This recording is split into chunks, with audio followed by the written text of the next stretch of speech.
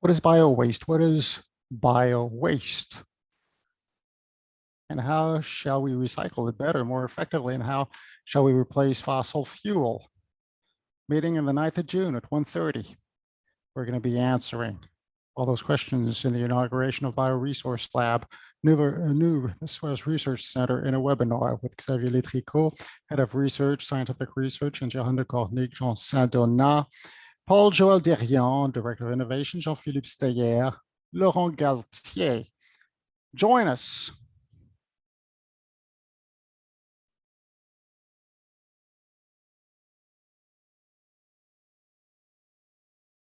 Hello, everybody. I'm very happy to have you here with us in the inauguration of the Bioresource Lab for this Biowaste webinar, a resource for the future. The lab is a center of research and innovation dedicated to the recycling of biowaste.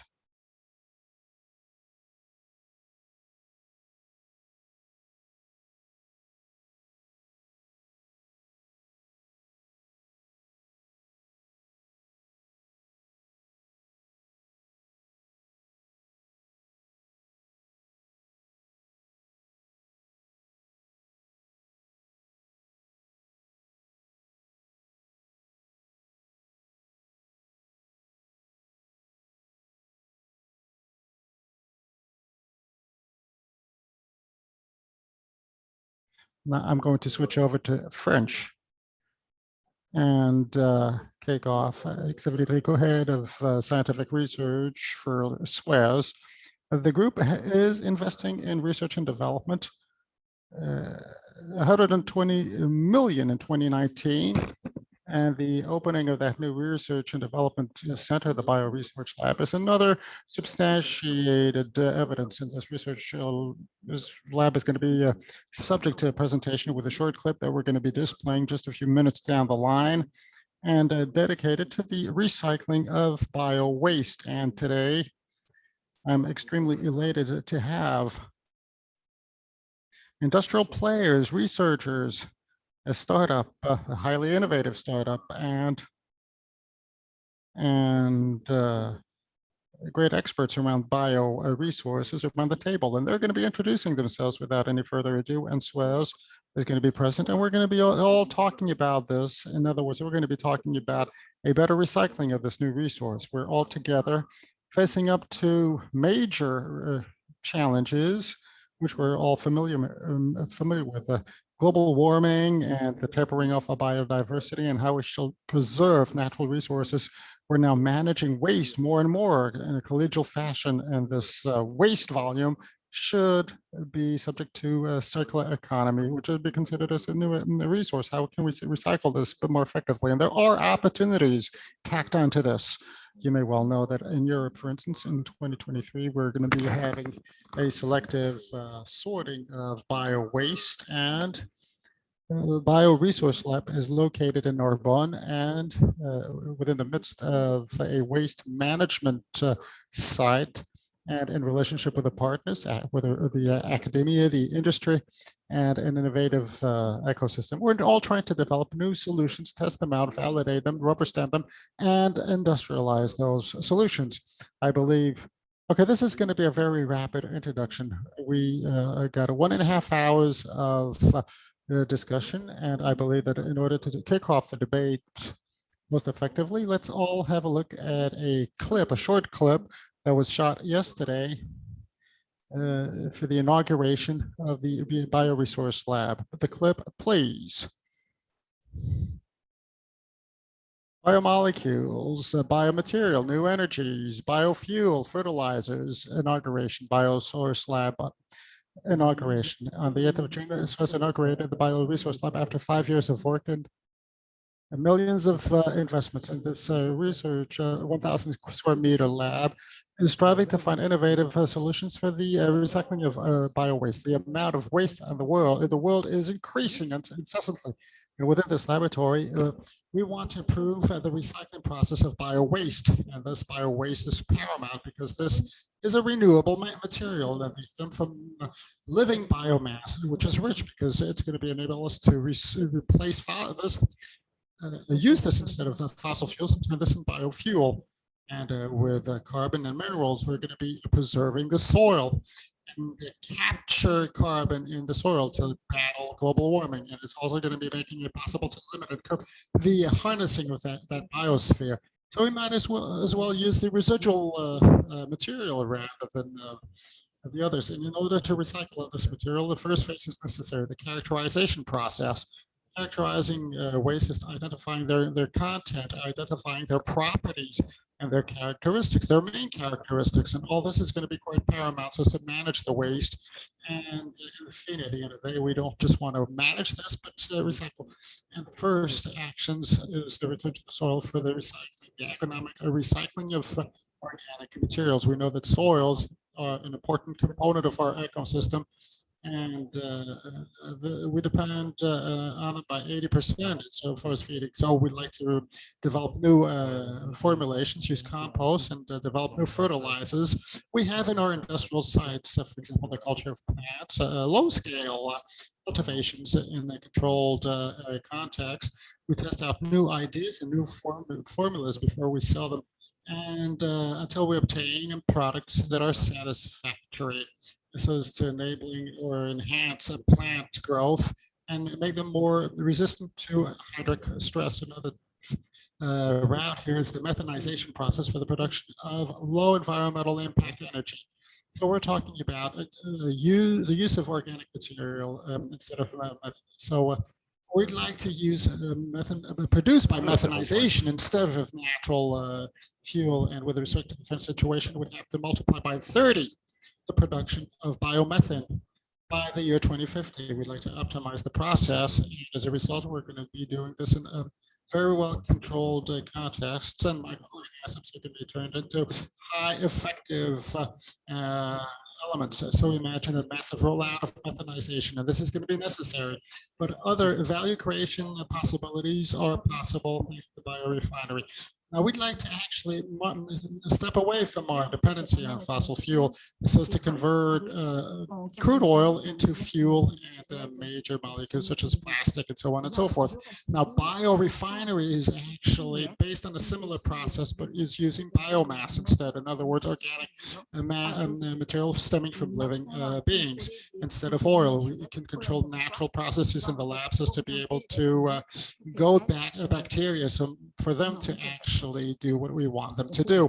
Now, the control over natural processes with 120 million euros invested in 2019 in research and innovation. Now, a major priority in this development strategy, Bioresource Lab, is actually woven into the major Suez and the Research and Development Centers attached to CSA, the International Center for Research and Environment.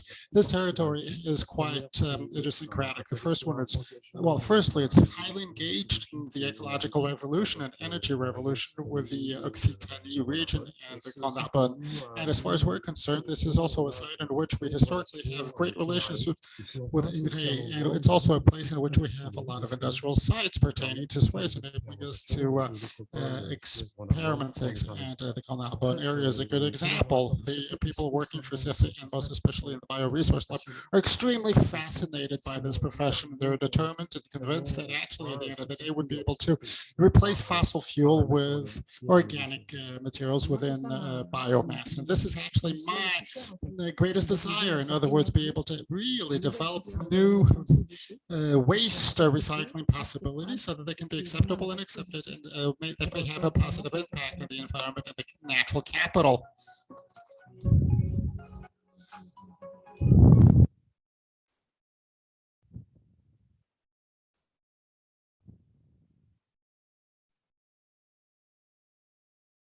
So you've seen a fine insight of the current and future activities of the Bioresource Lab. A lot of questions you've understood. We're going to develop those with our participants and our partners that I'd like to thank in advance for their contribution. And without further ado, I'm going to hand over to Johan de Koninck who has been kind enough to come along to moderate this discussion and roundtable. Yes, hello. Thank you, Xavier. Thank you for that great film as an introduction. It's fantastic element there. Everything looks very promising for the Bioresource Lab. So hello, everybody. I'm in the bioeconomy poll, and it's my responsibility, heavy responsibility, to actually moderate this roundtable. We'll be looking at bio-waste, and economic wastage.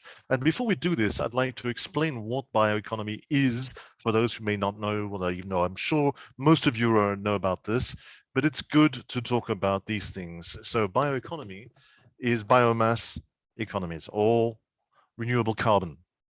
Its main objective is to optimize the transformation of resources, which can be maritime, fish, algae, microalgae, and landborne forestry, large and small crops and animals, and so on.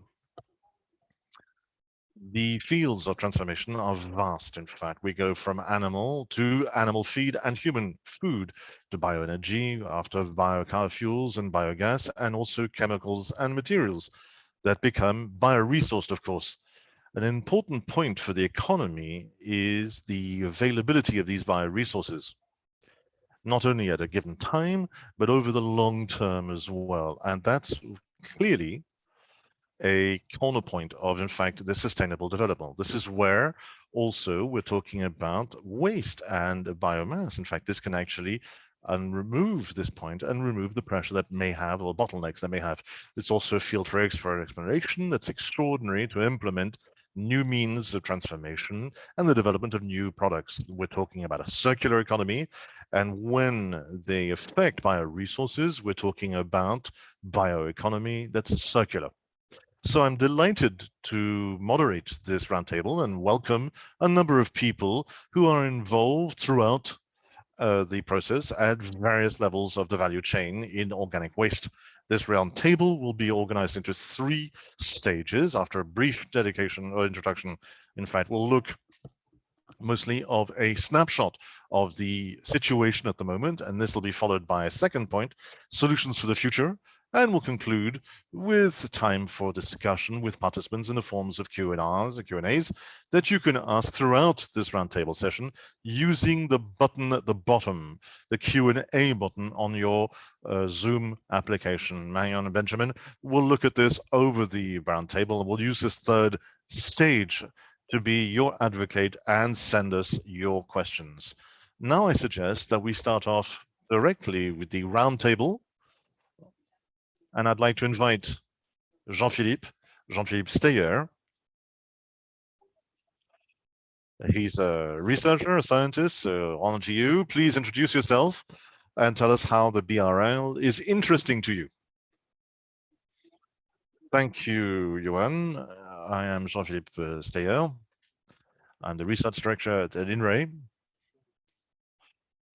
I've been looking in the biotechnologies and environment in Narbonne. I'm also in the Transform department. I'm the deputy head there for everything to do with bioresourced waste materials as well. With INRAE that's working on this subject, I'm also concerned by Bioresource Lab because I'm based in Narbonne and we're directly in contact with the laboratory. Thank you. And furthermore, the innovations from this kind of academic research are industrialized by companies. Now, this is interesting because we have one with us. Jean Saint-Donat, over to you.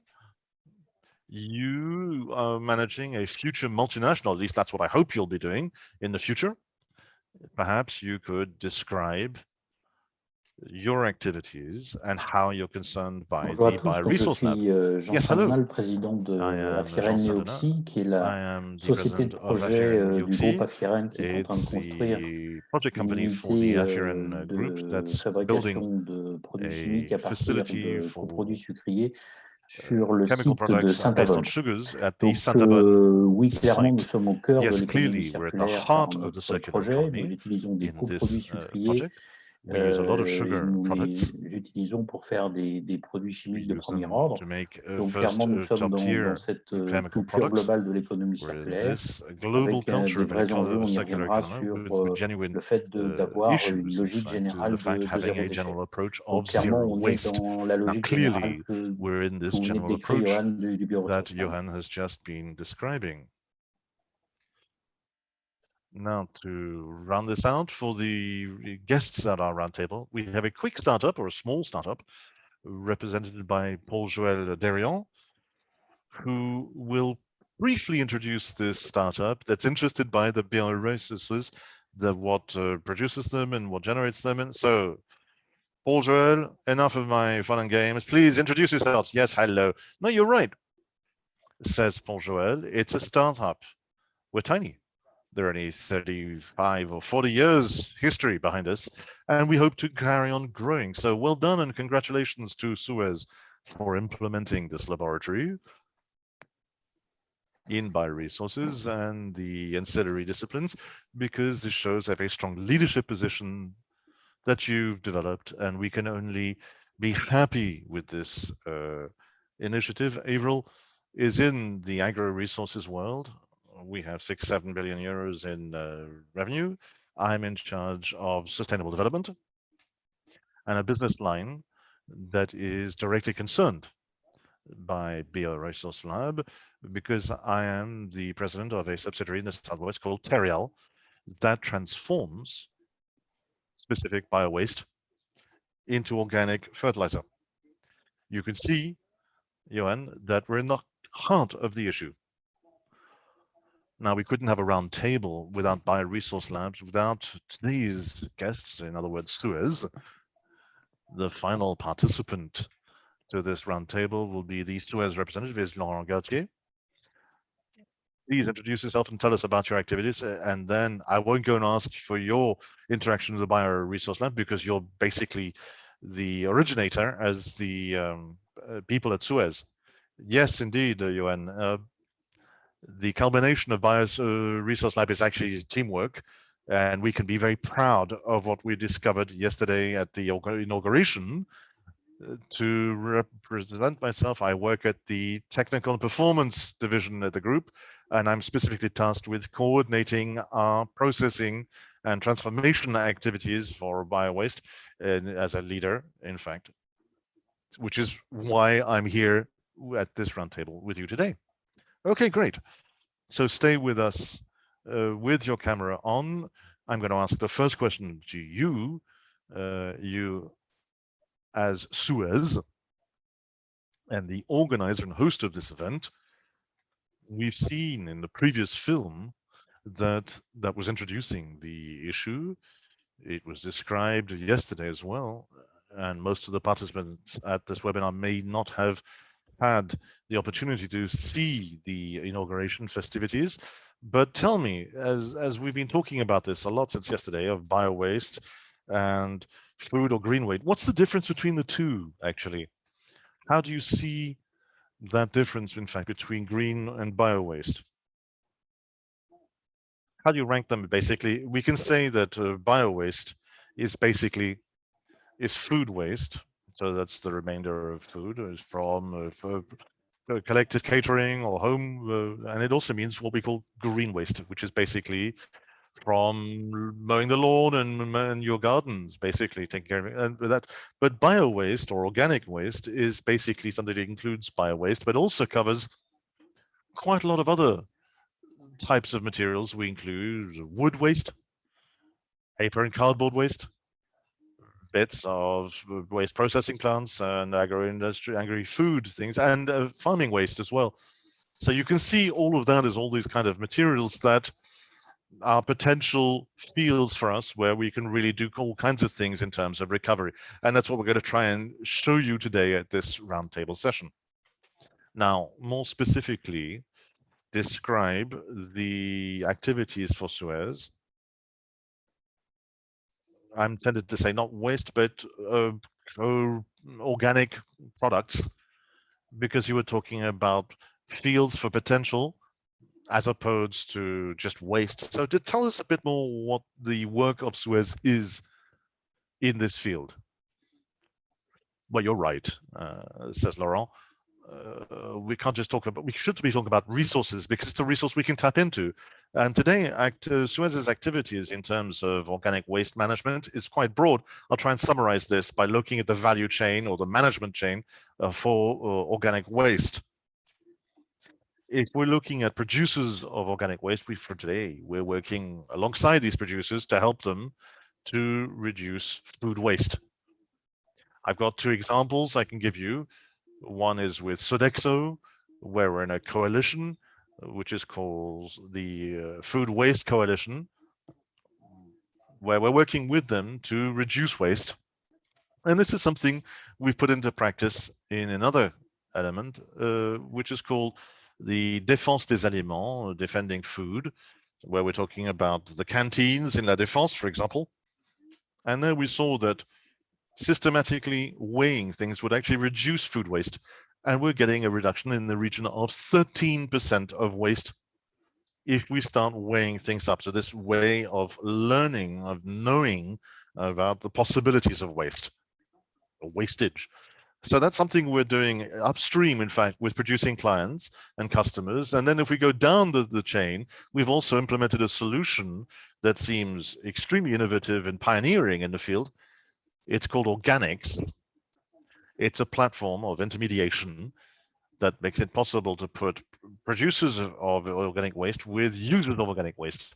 And Organics is basically addressing methanizers. These methanizers are looking for organic waste, in fact, and we're saying, in fact, this is great. It's an internet platform, and we can be proud to say that it's the first marketplace in France for organic waste. And for this, to give you some figures for last year, that platform made it possible to find 100,000 metric tons of waste that could find takers. As we're carrying on down the chain of management, we're talking about transformation plants. Suez, as you know, has about 100, in fact, organic waste processing units. Basically, we can say there are about two main order types. We're talking about composting platforms that can make compost from organic waste, where we have criteria of quality to transform and recover this in fields and farming. The second point is methanization, where we can convert this into biogas, into a renewable energy source. And there again, we can have a digester, which will also have a very interesting applications and go back to the soil. Today, we have these facilities either to produce green energy, and today all of these methanization units and facilities make it possible to produce the equivalent of the consumption of 430,000 households. So we're talking about very significant energy resources here. In that field, in terms of biogas, we're working with our partners, and gradually we've set up a scale with a company called Prodeval to look at solutions to transform and recover biogas. To give you an idea for the dynamic of that market, Prodeval runs about 105 facilities to inject biomethane, and they plan to double this by the end of the year. So you can see there's a huge amount of potential for this bioenergy market. If we carry on going, and we're getting closer to the end users, in particular in the farming world, we can see there is a theme that's very strong, which is the need to track materials. And there, Suez has developed a solution called Sludge Advanced. It's a digital portal based on blockchain technology that makes it possible to track what happens to sludge from wastewater treatment plants, which goes as far as to these farming applications. So it's very detailed, and first of all, it gives us this tracking and gain confidence for both upstream and downstream customers, and to ensure, in fact, product conformance and compliance. We've experimented this with the Nantes and the Nantes conurbation. We have about a dozen users and companies and municipalities that will make it possible to do this. Finally, I'll conclude how we actually transform compost in France, and to tie that into with other people who's with us, in fact, at this roundtable and the Avral group. Since in April 2019, we have a partnership in a joint ventures called Teriel that makes it possible to market 400,000 tons of compost we produce on a national scale to market this for the farming world. There, I've given you an overview in just a few brief minutes of what we do. Thank you very much, Laurent. You're making this a little easier as well for the transition, in fact, because agronomy is one of the main channels for recovery explored by Avral in particular. So, Paul Joel, perhaps you can switch on your camera and chip in and tell us, in fact, how Avral is concerned by biowaste, especially in the farming world. The first thing, first of all, is that Avral is an industrial group, Johan, and we produce waste. We are a producer of waste through refining, for example, of oils. We're a producer, a very big one, the biggest one, in fact, of vegetable oils, and that oil production in refining produces secondary products, which are organic waste, and that can be used either for their own market value. As we're getting close to biorefineries, we'll have oils, we'll have all kinds of things. We'll have tocopherols and all kinds of forms of products that we can market in the food or personal care markets. We'll have other kinds of products as well that will also be sold in the methanization market to boost the performance of industrial and farming methanizers. So that's the first thing. We're the producer of waste.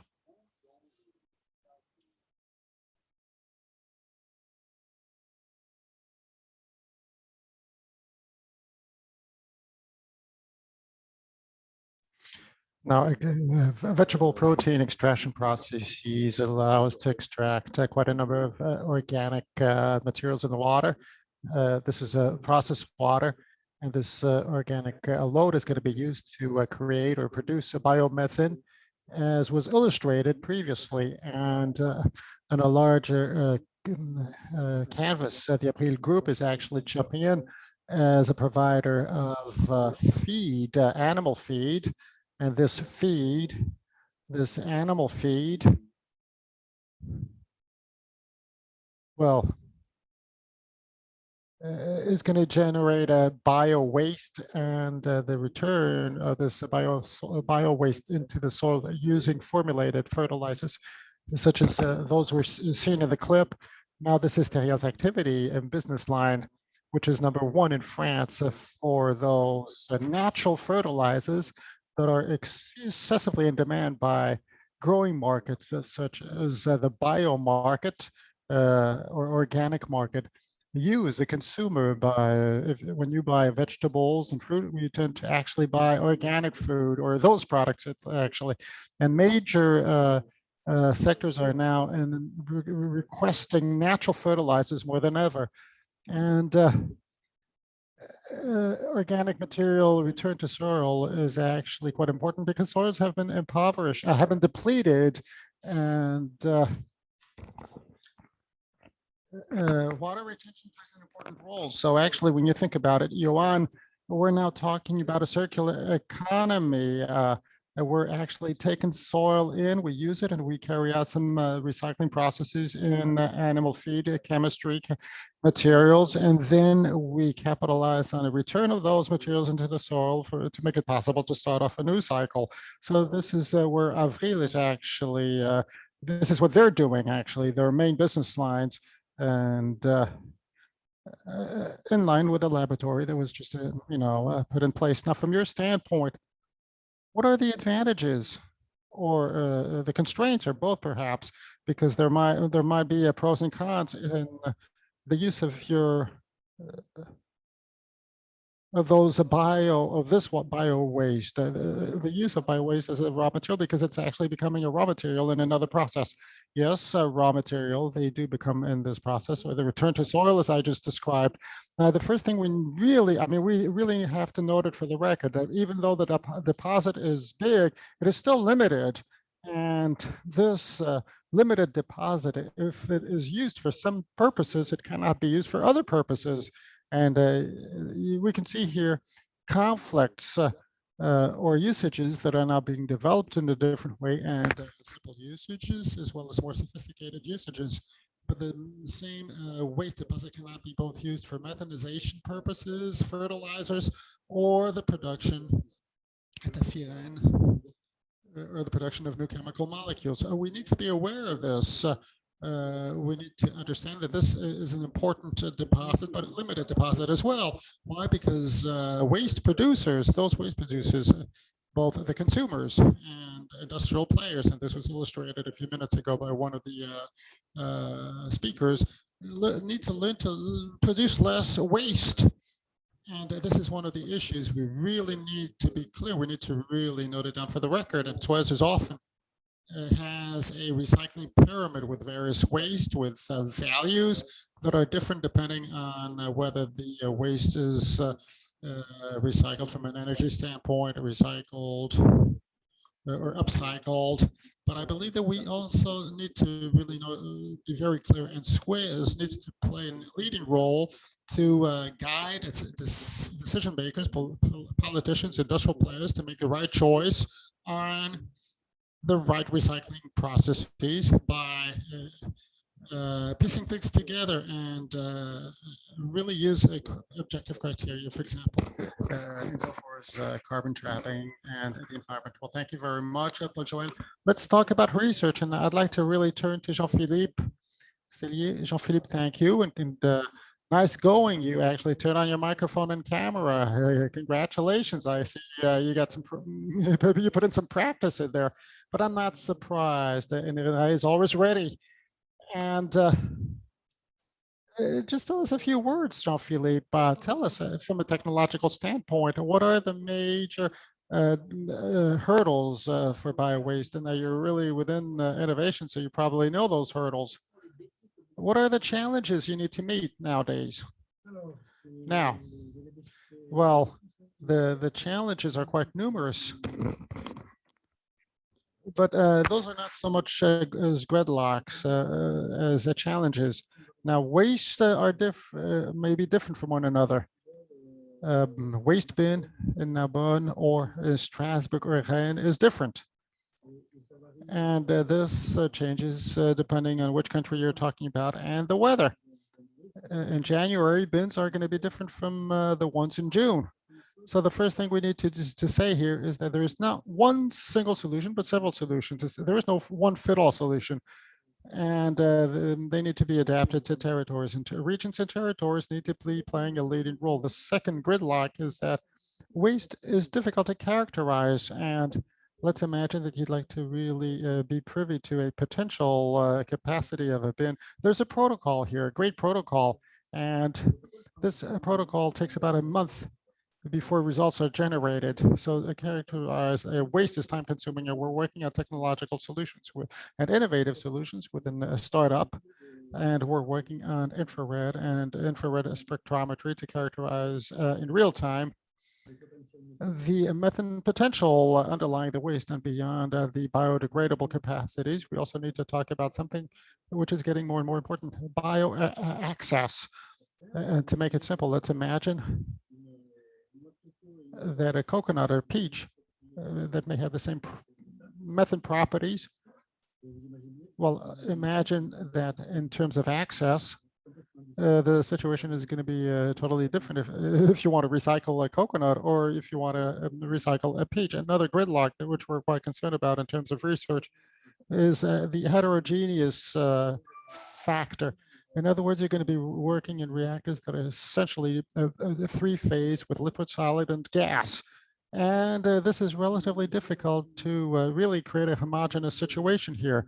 And the gridlock, as far as we're concerned here, is since we're working on a small scale, you can actually imagine that having a waste going through a 1 meter diameter pipeline is easier than to squeeze it into a few millimeter diameter pipeline. So the scale work here is quite difficult as far as we're concerned. Be that as it may, the waste may be pre-treated.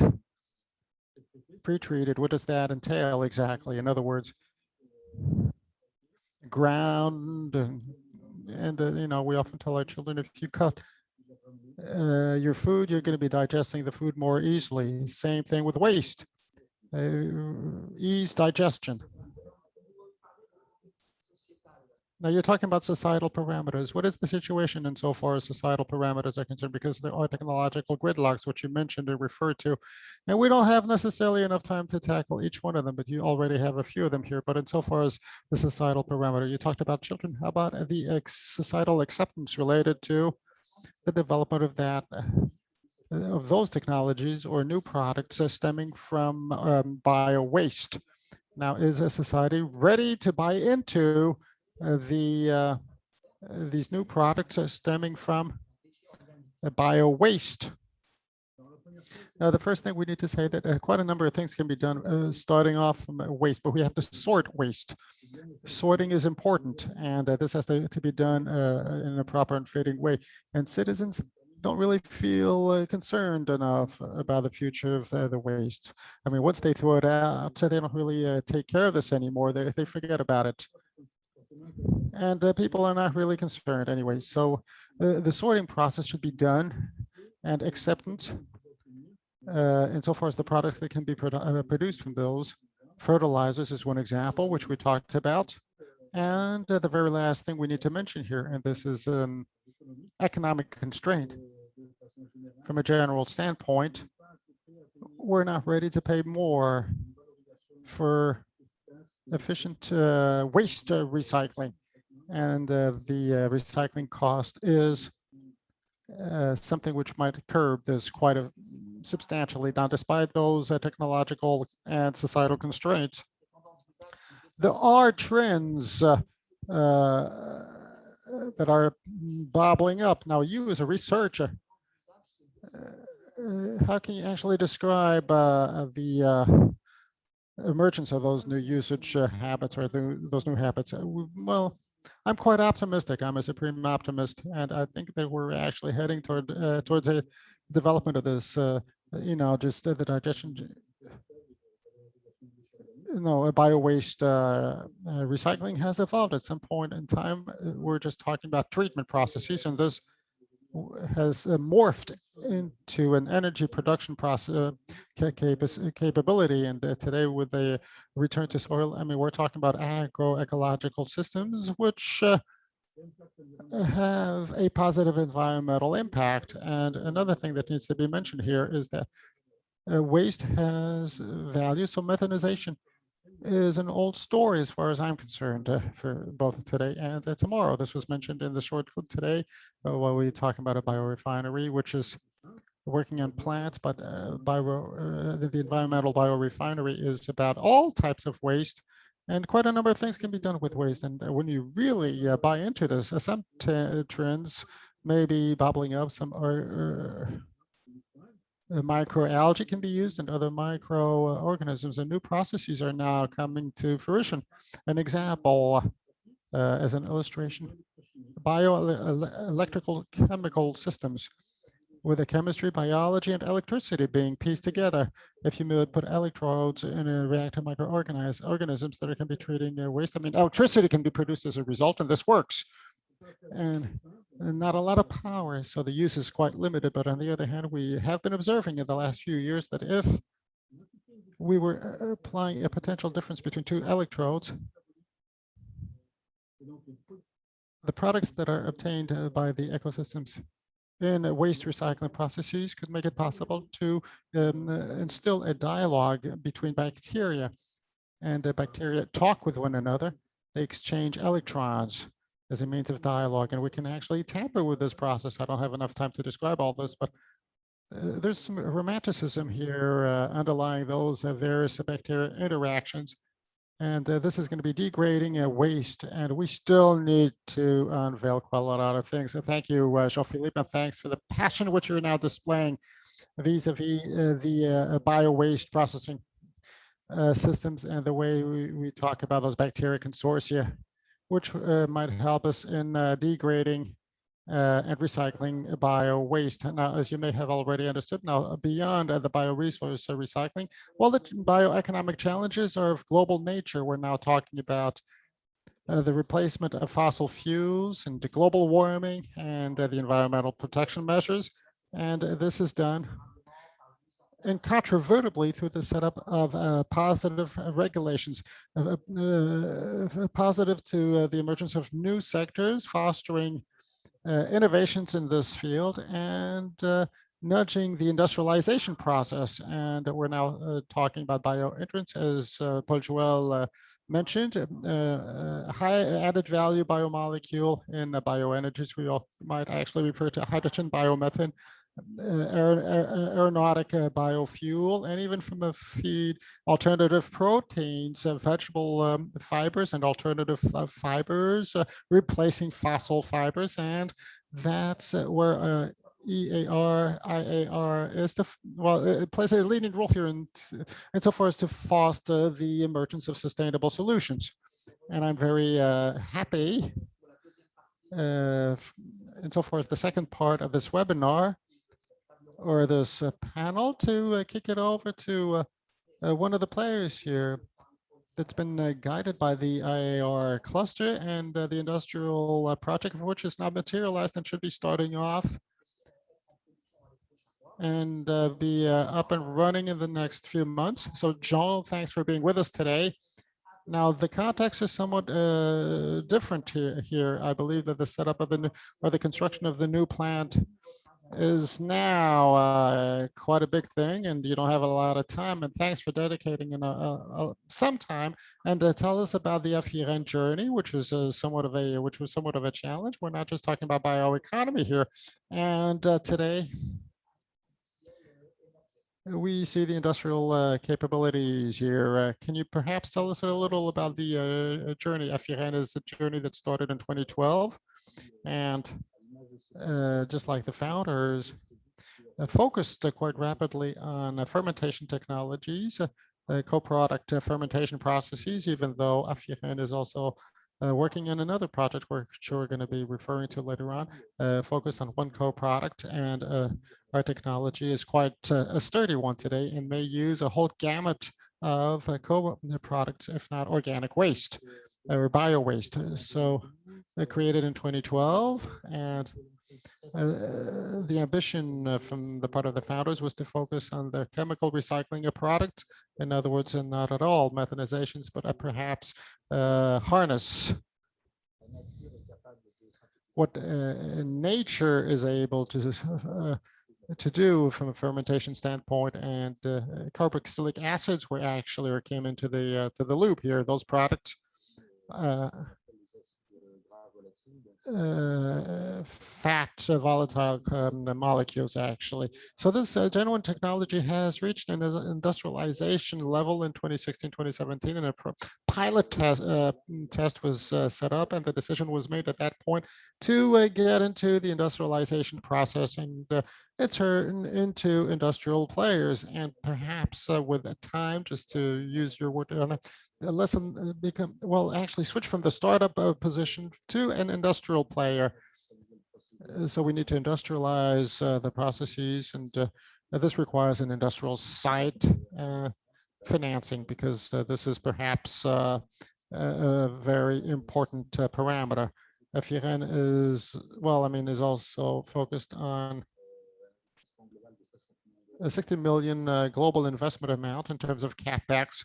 So this is quite a handsome amount of money, and we need to find this money for the first plant. And this is a very important parameter. Although we have a pilot, even if we had a pilot, and even if we had placed a certain number of industrial experts around the table, and those people are very important for the success of such a product, especially for an emerging company such as ours. So the unit,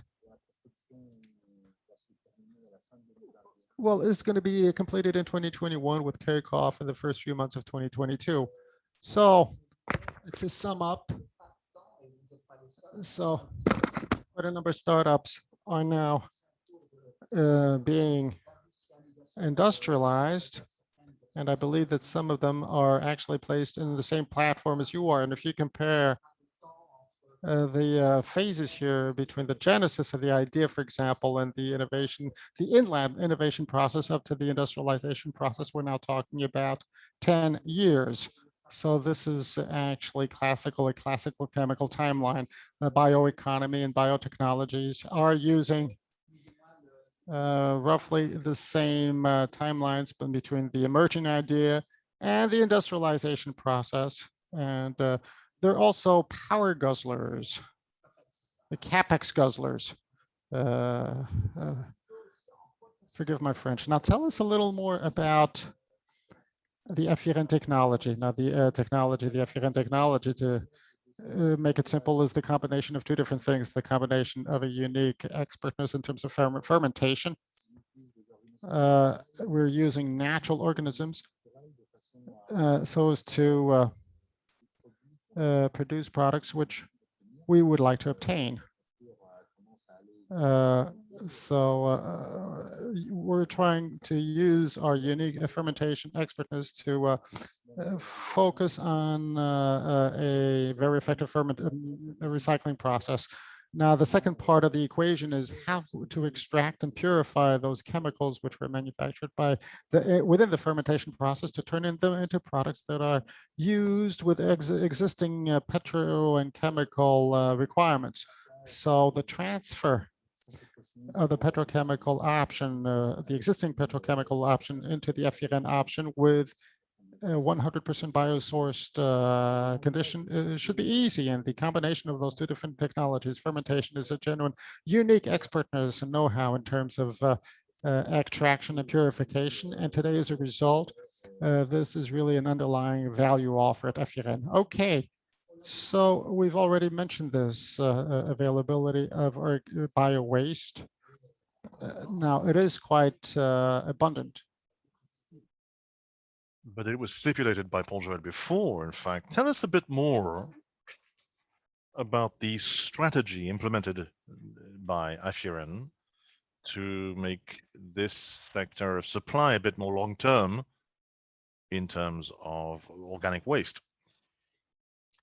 Well, Paul Joël and Jean-Philippe have talked about this before, and it's very true. The underlying issue for all raw materials where we're talking about co-products or waste is always a triptych, a trio, where we're talking about availability and homogeneity of what we're getting in.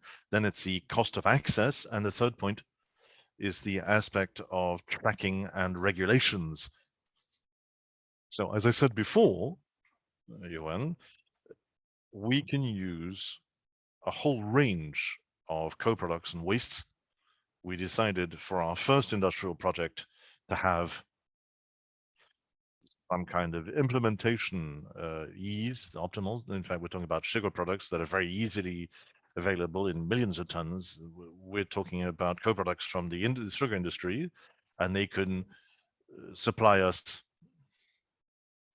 and our consumption is in fact minimal compared to what the overall sugar industry produces. So that's the choice we made today. It doesn't mean we are stuck with that. We're always open to new options within the framework of regulations and the cost and availability. There is a fundamental point, however, that we can never sufficiently strive to find is the inequality of biotech, is that we have to be competitive.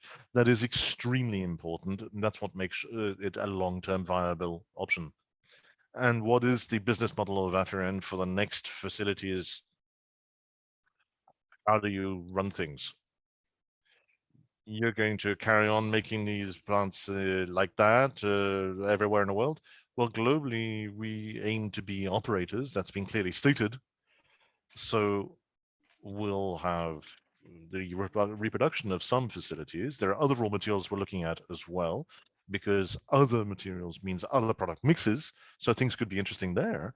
And once again, our true technological know-how is this combination of fermentation and extraction of VFAs. So with that, we can do other products, and we can do this in Canaan and elsewhere, and we can make it grow as well.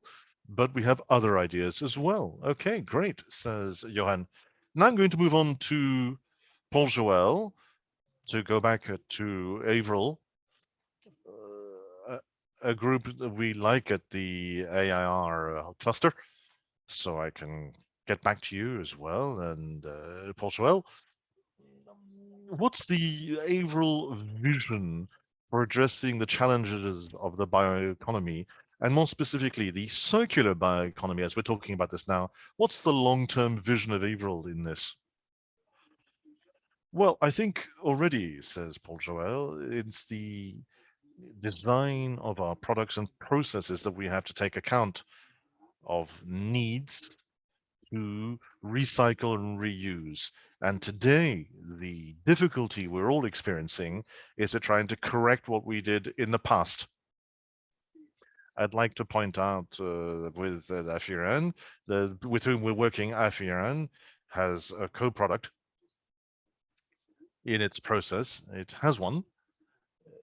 And even before the plant started, we worked together with Suez, with us, and we developed fertilizers from the co-products generated by the Affirent process that Jean mentioned, the main products, but let's not overlook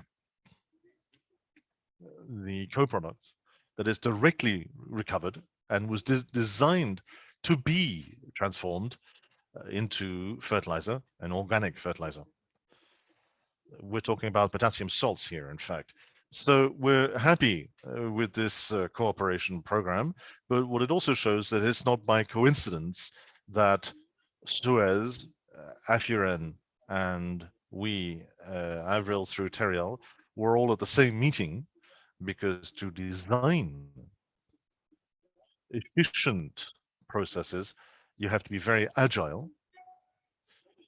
You have to take account of what happens to these co-products and waste, and that design can only be done with a quite different business model that's almost ecological, an ecosystem for the companies between them that can actually develop this process.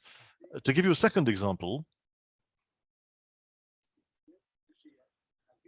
at Avril, we have an activity based on the development of new natural resins for wood panels. That's biosourced, as you know. When we look at practically all of our furniture that we have is what's called plywood or medium or MBF. These are panels that are made of wood as wood co-products, but have also resins that are not particularly desirable. Reformol, for example, that we'll find inside with emanations of formaldehyde.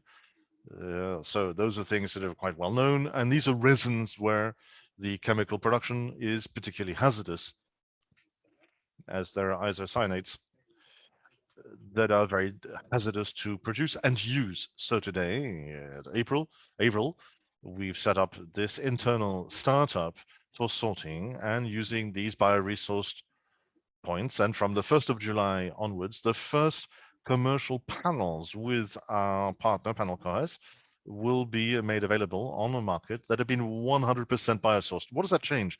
It means we're replacing chemical products with natural products. It also changes a lot of things in terms of how easy it is to recycle these wood panels. I recall from the past I spent at Suez, we knew that these wood panels were waste that couldn't be reused easily because combustion would lead to toxic emanations. Now, if it's entirely natural and it's wood and it's 100% bioresourced, in which case recycling will be so much easier. Instead of being declassified wood, it'll be entirely recyclable. And we can use these wood panels again using products that have already been used before. So it's also in terms of design that we have to take account of this need for a circular economy through companies that in turn wish to change, maybe not change the world, but at least the way that we design the world. and the commitments that we as companies have all made. We've just redefined our mission statement. It basically means now is serve the earth. That's a wonderful mission statement. We've actually got commitments for this and undertakings, and there are 6 of those. One of them focuses on more sustainable agriculture. Another is to do with contributing to reducing global warming to go to at least clearly below 2 degrees. So we've decided to reduce our greenhouse gas emissions by 30%. That commitment in scope 1 and scope 2, but we've looked at our carbon assessment, and 90% of our carbon footprint or assessment comes from our products and the usages of our raw materials. So that we really have a lot of things to do. So we have to really contribute to the reduction of our carbon footprint, also of the farming world, and also what we're doing with organic waste as a raw material for fertilizers. Well, here we're contributing to a more sustainable agriculture with fewer greenhouse gas emissions, and that means in this range, this is where we have to be and work together for a safer and more sustainable work. So listening to your enthusiasm, says Johan, there are only advantages in using organic waste, but there must be 1 or 2 obstacles.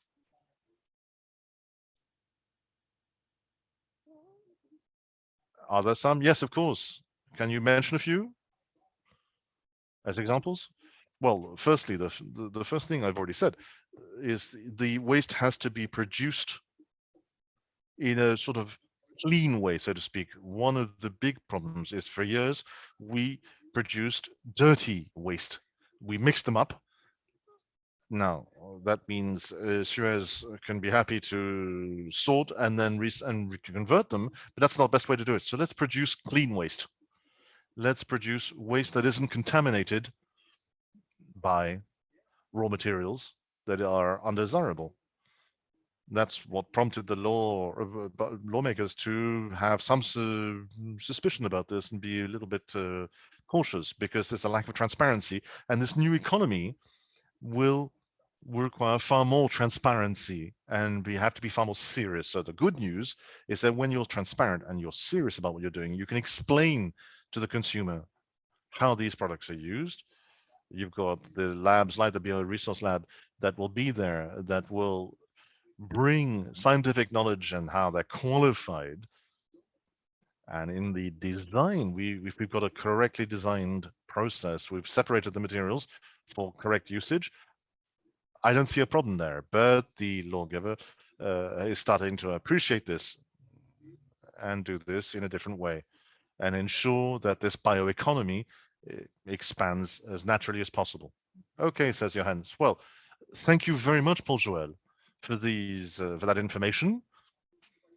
As you can see, this circular economy isn't at all easy to appreciate.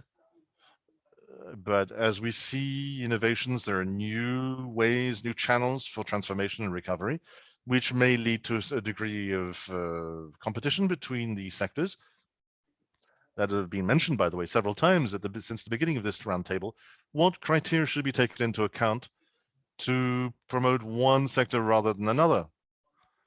Or perhaps the social or environmental or economic benefits. So tell me, Jean-Philippe Steyer, you at INRAE, what's your point of view on this point? Should we focus more on the environmental or social or economic benefits, or try and find a compromise between all of these? In fact, the optimum compromise, I'd say. I'll give you a Norman thing. I'll say a non-committal answer and say it depends. A few years ago, in fact, Joël talked about this, there was a collective assessment that was done and in the French Environment and Agriculture Ministry on measures to be factored in and implemented in terms of without changing farmers or the environment for production, to reduce greenhouse gas emissions.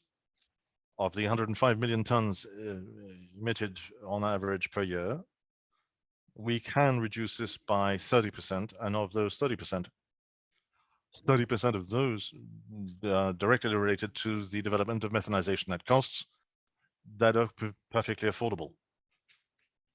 The challenges are to go a little further in terms of the environment, because we can think in terms of methanization, not only just to reduce waste, but also that was mentioned before about returning to the soil and digestates and so on and so forth. So that's the first challenge. The second challenge is signage in terms of production of energy associated with waste. Directly associated with the energy is the idea of storage of energy that has to be taken into account. And there again, waste processing via methanization combined with hydrogen, what we call biomethanization, it could be a very efficient form of energy production. A wastewater treatment plant is 30% of an energy budget. Let's not forget that. So if we have these kind of plants that are productive, we can gain in energy. Something else is that waste is an economic challenge. Waste has value. So we should look at this for a circular bioeconomy. I'll just give you one example of this that relates to vineyards. That's important in the southwest of France, in Narbonne. There are difficulties arising from climate change. There's impact because water is evaporating, so there may be a very negative adverse impact in terms of quantities of grapes and wine. So we need water when they're primarily in summer, when there are tourists. So there's work we're doing to recover processed, treated water for use in irrigation to see how this can be done in a natural way. There are a lot of processes developed that are based on nature. And what I'm particularly inspired by, which is bio-inspiration with Suez in terms of digestive systems of animals in the broad sense, whereas our digestive systems are very good methanizers. So how can we use that from nature to develop new processes? And these are things that relate to the ecology that should be developed, in fact. So there's not one single solution. There are multiple solutions. There's not one challenge. There are multiple challenges that we have to look at. Okay. And finally, in this constantly changing environment, how is INRAE progressing? In addition to your own long-term research strategy, that's basically fundamental research in terms of waste recovery, what place are you giving or importance are you giving to industrial partnerships?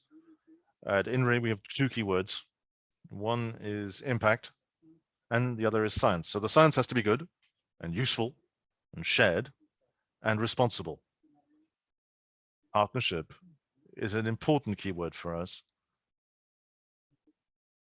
We know that in terms of the laboratory in Narbonne, there's quite a few people here. A lot of our jobs are relating to research activities, but there's also an industry. I'd say there are 2 jobs for an industry for every research job. So we've got in partnerships with multiple industrial groups to have special links to help future students.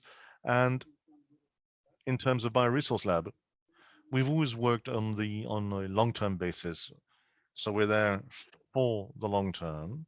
And it's something that we think is particularly important because it's a genuine partnership project where everyone has a role to play with industrials, where we can see with research as well. And there are quite a few other parties that we're very attached to as scientists, which is the regional development issue. And that's also Narbonne is, the authorities here are also involved with what we're doing.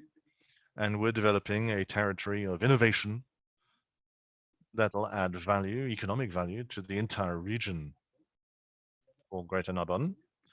And something else I wanted to say is that INRAE and I have merged about a year ago, and we hope that we'll be able to benefit our partners in Paris, Toulouse, Lyon, and develop and increase partnerships in projects that are interesting for everyone.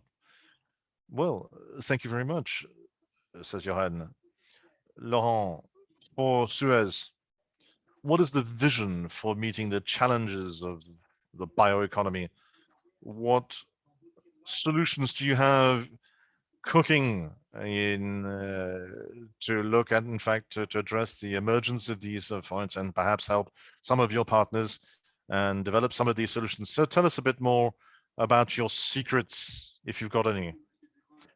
I think some people unveiled quite a few, actually, when we inaugurated the Bioresource Lab yesterday, which is a perfect illustration of the themes we'll be working on in these platforms. I'll try and summarize them in 4 points, which are the 4 main axes of thinking in converting biowaste. In fact, as was said before, we're recovering them today, but we want to go further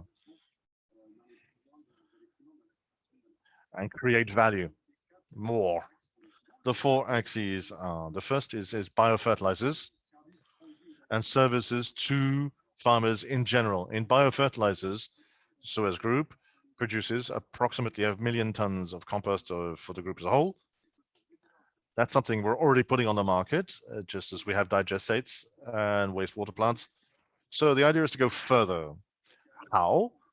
By formulating enhanced, enriched composts as well with other minerals coming from recycling, with biostimulants as well, and molecules that might interest in agriculture that might also address biocontrols as well. So these are issues that we're really developing now in farming as part of the challenges, in fact, in the agricultural transition into a more virtuous approach. And that substitution of chemical fertilizers is a real challenge for us and for Bioresource Lab. The field of services given to farmers, and this is always still part of the farming sector. We made a very recent announcement, and so far as a partnership with the Data Hub and Orange Service partnership, so as to guide the ecological transition in the agricultural sector. How we're going to be guiding them? We're going to be guiding them with very specific digital solutions, technological expertise, making it possible to have access to connected objects and have sensors in the environment to assist to measure emissions or consumption levels. And those services are going to be used to guide them in this environmental transition. So this is the major blocks revolving around fertilizers and the guidance in the agricultural transition. The second block is energy related, about energies, and that we're already producing energies. I mentioned the recycling of biogas and biomethane, and the 430,000 households we're providing with green energy. But the same thing here, we'd like to even go further and beyond. And we believe that there is a promising field here. Biofuel is what I'm talking about here. Why promising? Because this is something which public policies are focused on. There are ambitions, and governmental road sheets have been drawn up in European countries so as to increase the role of biofuel in traditional fuels. Now, those biofuels are being developed in different ways. First of all, we're using polyvan, for example, in the production of vehicle biofuel. And Biogen B is interesting because it allows us to reduce the carbon footprint and improve the air quality in the urban cities. This is a genuine biofuel related issue. So this is the first block we're working on. The second block we're working on is the transformation of waste into biofuel. Now we're working on the basis of 2 different transformation routes: a thermal route, a gasification, in other words, morphing wood waste into advanced biofuel, for example, for applications in the road sector as well as the aviation sector. Last year, for example, you undoubtedly saw the road sheets on the inclusion of biofuel in aviation and the aviation sector. So this is also quite an important challenge, just to take part in the decarbonation process in the aviation sector. And the second block we're working on is a rather fermentation based, in which we're interested in very special waste. This was illustrated yesterday with the Marion and Benjamin, when they talked about the Narbonne initiatives with the conversion possibilities. For example, cardboard waste will turn into sugar, and the fermentation of those sugars and ethanol for road applications. And so those are issues which we are working on, and which we hope we are going to be reaching very particular achievements in the next coming years. Okay, I got two here, biomolecules, but biomolecules were already well described by Affirent, so I'm not going to get back to this. I'm sorry. And those carboxylic acids really display great potential. Those are platform, biofuel can or waste can actually use in the emergence of those platform molecules. The second block is the carbon capturing or caption capabilities. Very strong challenges revolve around global warming and carbon capturing or trapping. I'm sorry, trapping. And waste biofuel contains a lot of carbon, and this could be used as a driver to take part in this transformation challenge. And I'd like to mention two examples in this respect.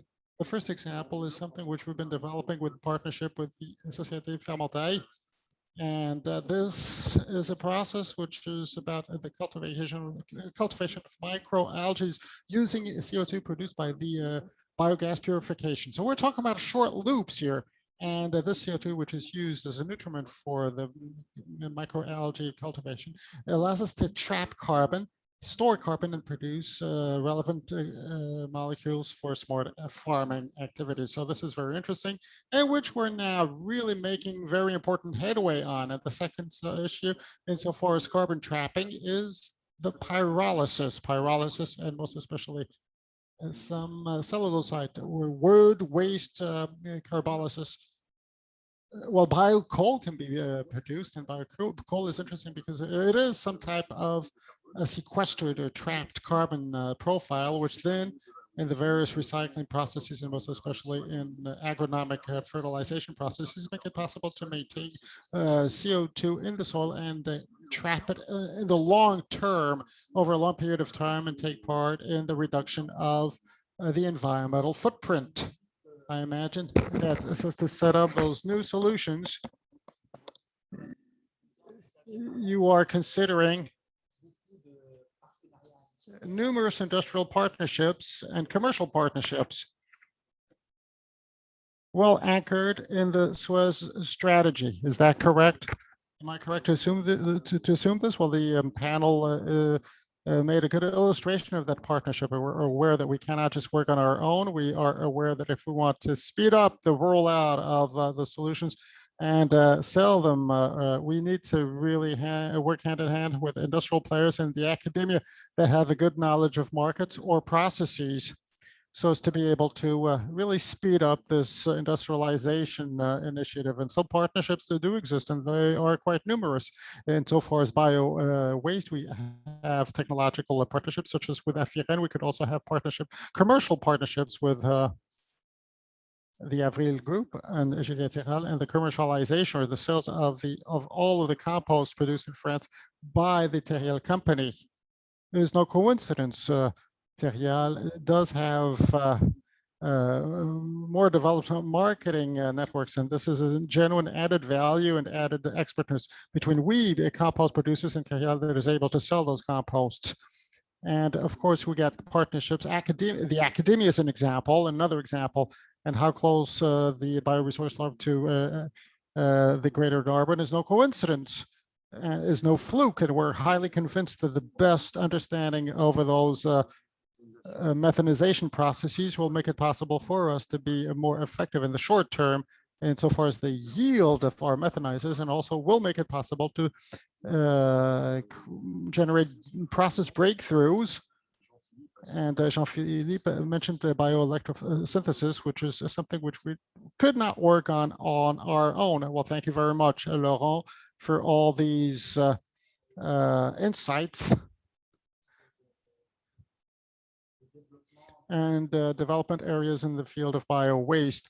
I believe that it's now high time to go on to the third part of our panel, the third part, which will be dedicated to the interaction with participants to this panel. So with you that are watching this at the present time, so I'm going to ask all the participants of the panel, Laurent, Jean-Philippe, Paul, Joël, Jean, to turn on their cameras once again, and to Marion, Benjamin, please, if you wish us to do so. Perhaps there are quite a number of questions, and I see quite a number of questions on the chat and the Q&R. If you could perhaps give us those questions, and for the participants to answer the questions and have this Q&A session with the room. Benjamin, tell us. Yes, absolutely. Yes, we have quite a number of questions that were asked and answered already, which you can read in the chat live. As far as the other questions that were liked, and some of them were not legible, unfortunately, so I'd like to read them out to you. I got a question, for example, from Etienne Paul, who is mentioning the fact that indeed those organic deposits are limited in amount. And his question is, how can you actually prioritize their usages from an economic as well as from an environmental standpoint? This question perhaps may have been answered already.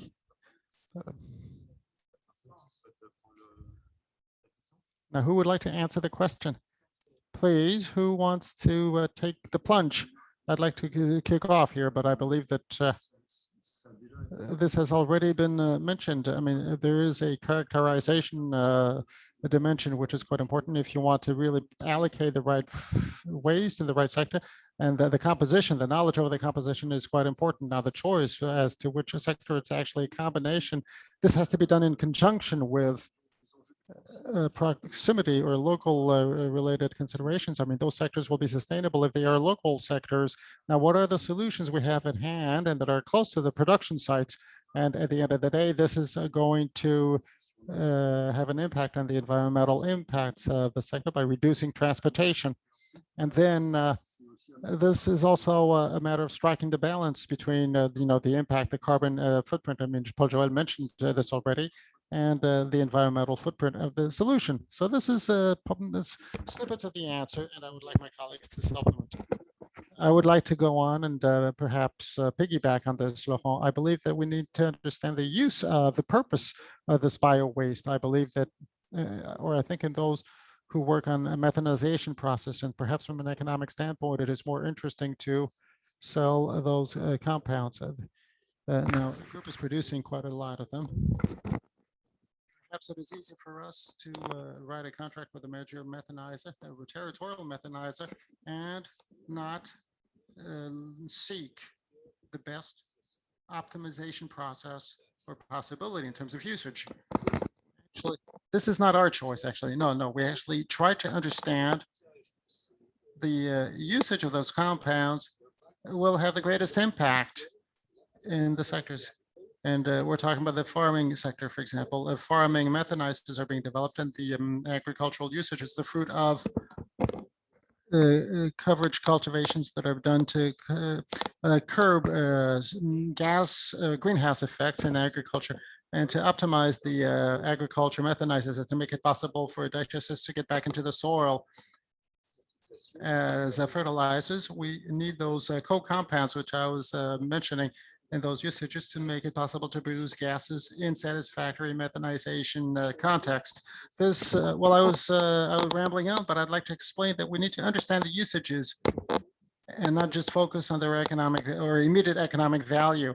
And today, the commitment we can actually display vis-a-vis the farming sector is the right understanding of how we use this in the development of those new sectors, which are based on more of a circular economy. I'd like to really supplement this answer because I fully agree with what has already been said, and there is not one fit-all solution, but several solutions in the regional context is important. Of course, we need to understand the following. As soon as we talk about bioeconomy, for example, biomass, as you were referring to, the territorial regional aspect, the geographical circular aspect needs to be factored in. And another important point, which we don't necessarily have in mind, the time circular parameter. What we do today, for instance, should not have an impact on tomorrow, because if we wanted this to be sustainable, we need to have a long view over the whole process. And the circular process is also a time-related parameter. It's not just a spatial.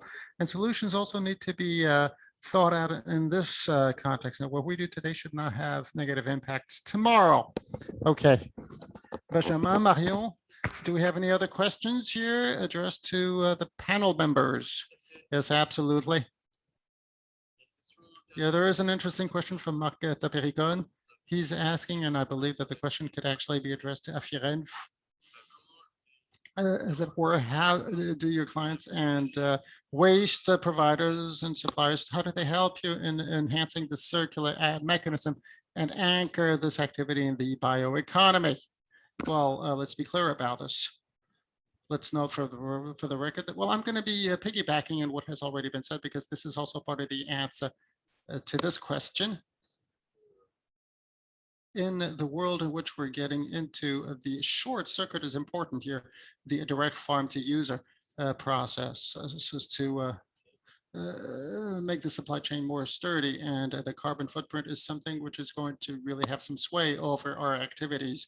And one of the reasons for which we located our plant in Carlin, and we're very happy to be there, it is actually surrounded with the European sugar industry in the eastern northern part of France, the southern part of Belgium, and the western part of Germany, with the sugar plants right and left. And those units are sustainable, less than 200 kilometers away from the Carlin unit. So I believe that this is important. And the second thing is our clients. Our clients are highly interested in this direct the site to customer, direct process, and they're highly interested in the cycle, and they make it possible to really materialize the circular process. Joel was referring to our partnership with Garcia.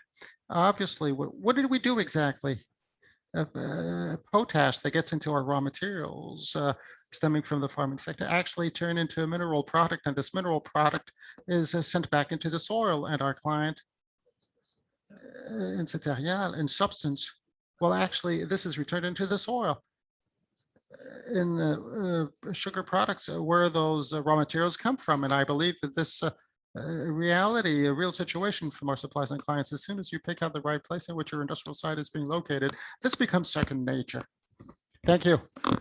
Thank you for this detailed piece of information, Sean. Any other questions, Bashama? Yes, I believe that we have enough time for one very last question, and then we'd like to conclude this webinar in time for this last question. Pierre Achat, this is addressed to Paul Joel, and he's questioning the future of payment mechanisms for environmental services. So this is related to the carbon issue, and how can we imagine tomorrow's situation in terms of environmental services provided by bioeconomic sectors, and how you get paid for this or those services?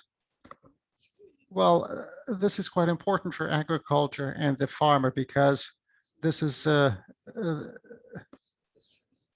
well, the farmer is actually depending on what follows or what ensues. Quite a number of services are quite simple. So a farmer is asked to set up a certain number of environmental services, and he's paid, and that's easy. I believe that this can be used in a smarter way so as to foster a more sustainable economic system. For example, what we set up recently called Oli Rose, in which we explain the farmer, we tell them about the right farming practices so as to enhance the carbon footprint stemming from his own practices. He can calculate his CO2 footprint on the platform directly. And we tell him, the farmer, with the value that's going to be allocated to his production and how much he's going to get paid, so as to manufacture biofuel with much better carbon footprints. And biofuel is hence produced, enabling us to trap carbon with biofuels, so as to foster carbon trapping possibilities through farming practices. And this ecosystemic practice about, for example, related to carbon trapping is being valued here through this Oleos platform, at a price, that is paid to the farmer. I think we have to really head into this type of business model. It's not that easy, but if we pull up our sleeves, especially in a very clear value chain, we are able to make it. Thank you, Paul Joel. Now, indeed, as Benjamin was saying, it is now high time to conclude this panel. Now, before we kick it over to Xavier for the conclusive remarks of this final panel for the inauguration of the Resource Lab, I'd like each one of the speakers to be able to give us just one conclusive word and a piece of advice, perspective, or somewhat of a desire for the kickoff of the Bioresource Lab and within the value chain. Perhaps Jean-Philippe Steyer-Inrae, the researcher, for him to give us his 2 cents in here for the Bioresource Lab. Thank you. Okay, thank you. Well, in a nutshell, this is the beginning of a nice adventure, which we've been thinking over for quite a number of years. And I'm elated that this is finally getting to start and we're going to all be working together. Thank you. Jean? Well, long live the Resource Lab, and we're obviously specialized in chemical product recycling process, and we'll be very happy to work with the Biosource Lab on those different development possibilities and with the chemicals and organic and bio product. And you, Paul Joel? Well, we talked about projects, but I also think of those people that are being trained in this type of laboratory, because when you think about it, this bioeconomy, it requires agility and out of the box thinking, and this laboratory. I mean, I think of the training necessary here through researchers that are starting out in this type of context and that are going to be striving within Suez and elsewhere. So I'm really looking forward to all this. Thank you, Paul Joel. Xavier, I will kick it over to you for the very last words to conclude this panel. And once again, I would like to thank you for inviting me to take part in chairing this panel. This was great pleasure. I was very happy to be in very great company for 1.5 hours. And once again, thank you. And good luck to the Bioresource Lab. Thank you very much, Joel. Thank you. All the panel members that really provide us with a high-flying debate. I really highly appreciated those fascinating discussions. Now, we did say that bio waste has value, and I would like to conclude and to say that research and science too, and most particularly within industrial companies, and technical expertise, and quite a number of them are quite essential and paramount for the identification of the most promising solutions and meet the major challenges ahead of us. And I'm convinced, and I really would like to get this message across, because you are as convinced as I am that science and research are key parameters for providing responses to those solutions within an industrial solutions company such as Suez, or those around the table, with the ability to go beyond and further by getting connected to the operational challenges, the market, and the relationship with the partners, research and development. And I believe that the Bioresource Lab is a good example, and you are also good examples. This pertains to our DNA. We are working in partnership with others. We did that, and we are going to keep doing this in the future. And I believe that I would like to say that this project is at the crossroads between short-term challenges in enhancing performance levels and existing operations, and long-term operations and challenges. We have been talking about this in the panel with the development of new sectors, an interface between the academia. Thank you, Jean-Philippe, for being with us here today. Industrial players, thank you, Paul Joel, for being here, and startups. Thank you, Jean, for Affirent, and of course, the ecosystem, and national and international ecosystems with the IAR. So listen, I believe that it is now 3:01. It is now time to conclude. And I would like to thank you all. And I would like to thank you, the teams that have been really working actively and turned yesterday's inauguration and panel into a success story. And a very special thanks to Marion Kress, who is really the head of the Bioresource Lab, and Benjamin, who really helped us out, and both really highly pitched in, and the entire team. and the communication made, and everybody will actually recognize themselves. And I believe that they really chipped in effectively. See you very soon for new information regarding the development of the resource-related initiatives, and all those interested and fascinated by all those various issues. There are quite a number of those people. Thank you, and see you soon. Goodbye.